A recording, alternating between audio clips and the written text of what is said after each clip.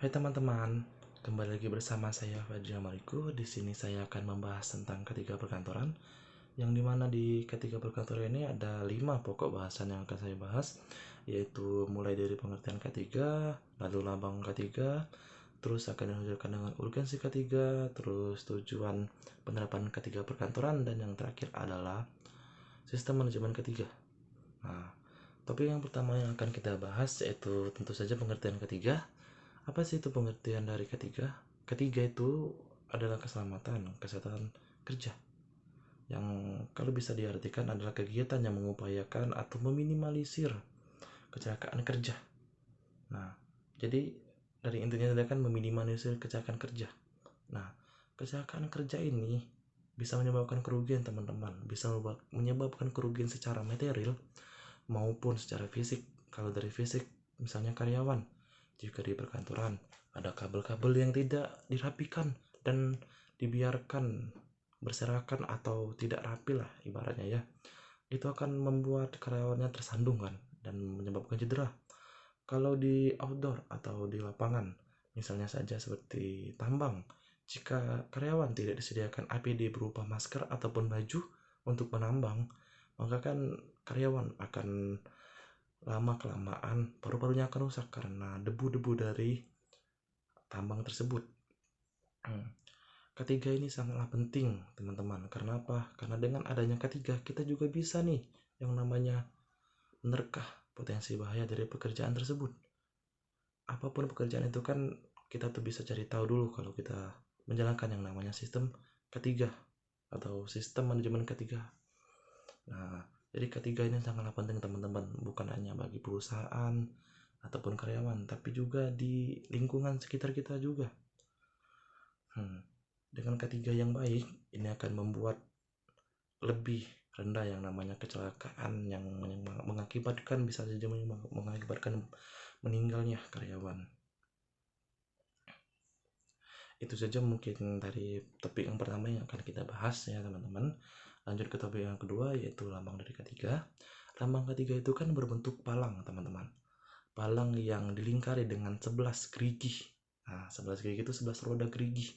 Teman-teman yang memiliki arti kalau dari 11 roda bergerigi itu yang memiliki arti kesehatan jasmani dan rohani ya teman-teman. Kalau palang sendiri memiliki arti yang namanya bebas dari kecelakaan kerja. Nah, teman-teman, kalau warna hijau memiliki arti kesejahteraan dan warna putih memiliki arti kesucian. Sedangkan 11 roda bergerigi itu adalah artinya 11 bab keselamatan kerja yang ada di Indonesia ini, teman-teman. Oke. Kita lanjut ke materi yang ketiga yaitu urgensi, teman-teman. Urgensi dari keselamatan dan kesehatan kerja ini yang pasti yaitu agar kita akan bisa mengupayakan yang namanya untuk meminimalisir kecelakaan kerja teman-teman yang berada di perusahaan maupun di luar. Ini kan efeknya bukan hanya kita, tapi kita juga kan meminimalisir kecelakaan kerja ini supaya ketiga ini tidak menyebar juga ke alam teman-teman. Nah, karena kan bisa saja menyebabkan kerugian secara material maupun non material. Dengan urgensi ini kan sebenarnya urgensi ini sama saja seperti yang dijelaskan yang sebelumnya, yaitu mengupayakan lingkungan itu kan menjadi lebih sehat juga. Bayangkan saja kan kalau limbah dari pabrik, misalnya limbah pabrik itu tidak diolah dengan baik, lalu langsung dibuang saja ke lautan, ya yang akan menerima dampaknya itu kan masyarakat sekitar. Nah, makanya ketiga ini sangat penting, karena ketiga juga mengatur yang namanya pengaturan untuk pembuangan limbah seperti itu teman-teman. Terus materi yang selanjutnya yang akan kita bahas yaitu tujuan dari pelaksanaan ketiga perkantoran itu cuma ada 2 kalau tidak salah. Yang pasti yang pertamanya itu kan agar karyawan tuh merasa sehat di tempat pekerjaan itu teman-teman, dan juga kan yang pasti yang keduanya tuh agar karyawan tuh sehat dan sehat secara rohani dan jasmani teman-teman. Bayangkan saja kan jika di dalam perkantoran tidak dijalankannya ketiga yang benar, misalnya saja tidak adanya kursi ergonomi untuk karyawan, itu kan karyawan akan mengalami kebungkukan teman-teman. Misalnya pencahayaan yang tidak bagus juga akan menyebabkan mata dari pegawai itu akan terkena radiasi yang pasti menyebabkan kebutaan lah, atau bisa rabun gitu ya kan teman-teman kan. Dan juga kan misalnya kalau tidak adanya yang namanya cara pakai mesin fotokopi, mungkin saja kan yang teman-teman yang tidak tahu cara pakai mesin fotokopi mencoba mengotak-atik sendiri sehingga mesin fotokopinya rusak. Itu akan menyebabkan kerugian juga bagi perkantoran atau perusahaan.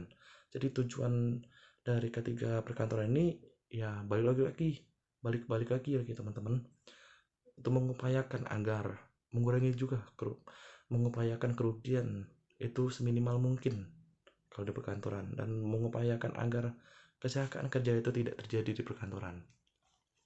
Oke, topik yang akan kita bahas terakhir yaitu SMK 3 atau Sistem Manajemen K3, yang dimana Sistem Manajemen K3 ini adalah kegiatan mengatur atau mengelola K3. Nah, Sistem Manajemen K3 ini mulai dari perencanaan, pengorganisasian, sampai pelaksanaan, dan sampai ke tahap terakhir yaitu evaluasi. Nah, 4 tahap ini selalu berputar teman-teman ya. Pasti sudah dari perencanaan, pelaksanaan, pengorganisasian, pasti evaluasi, dan dari evaluasi tersebut akan kembali lagi ke atas. Nah, kenapa sih harus ada yang namanya sistem manajemen K3 perkantoran? Ya, yang pasti teman, ya supaya kita yang pastinya yang pertama, supaya kita tuh tahu potensi berbahaya apa yang ada dalam perusahaan tersebut atau dalam gedung tersebut. Ya bayangkan saja teman-teman ya, misalnya di dalam perusahaan kan tidak ada SMK yang baik kan, ya mungkin saja akan banyak kejadian-kejadian kecelakaan kerja yang terjadi di situ. Contoh saja gedung, jika gedung itu tidak ada SMK yang baik, maka ya mungkin saja akan terjadi yang namanya saat gempa bumi tiba-tiba langsung runtuh saja, walaupun itu gempa bumi yang lemah gitu kan. Kayak misalnya di dalam gedung tersebut tidak adanya SMK yang baik, sehingga saat kebakaran tidak adanya yang namanya alat pemadam kebakaran mini yang biasanya yang sering-sering dijumpai oleh teman-teman di kampus maupun di tempat-tempat umum yang lainnya. Nah, SMK 3 ini kan sangat penting teman-teman, karena dengan adanya SMK 3 juga kan kita tuh bisa mengetahui potensi dari bahaya tersebut, dan dari potensi tersebut kita bisa menanggulanginya atau mencegah terjadinya kecelakaan yang berada di perusahaan tersebut. Jadi teman-teman, kesimpulan dari ketiga ini yaitu ketiga ini kan mengupayakan atau meminimalisir kecelakaan kerja yang terjadi di perusahaan ataupun perusahaan luar ya, perusahaan perkantoran maupun perusahaan outdoor teman-teman. Yang penting dari ketiga ini adalah perusahaan atau perkantoran juga harus mengupayakan untuk terjaganya karyawan itu agar dia tidak sakit dan tidak akan kecelakaan kerja.